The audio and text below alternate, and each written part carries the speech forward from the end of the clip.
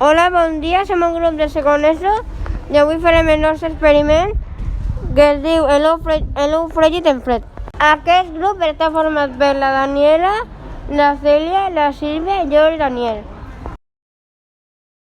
Els ingredients que utilitzarem per a fer aquest experiment serà un plat que sigui millor en color, l'alcohol domèstic de 96 graus i un ou en fresc de gallina. Ara hem de posar l'alcohol damunt del plat i l'ou damunt. Ara hem d'esperar a que l'ou es desnaturalitzi i podem veure dins d'un temps que la clara es torna blanca com si fos l'ou fregit. Ja això es deu a que s'ha produït un procés de desnaturalització de les proteïnes, perquè l'ou és ric en proteïnes i lípids, i la proteïna més important és l'albúmina. Quan les proteïnes es desnaturalitzin, es desagreguen.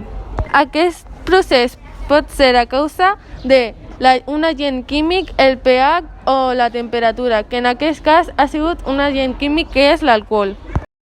Com podem veure, la clara està blanquinosa perquè ha fet la desnaturalització.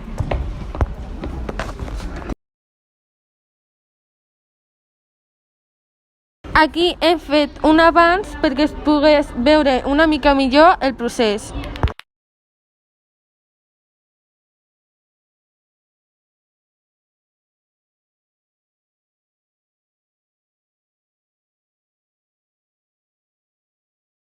Els elements de la taula periòdica relacionats amb aquest experiment són el carboni, l'hidrogen i l'oxigen.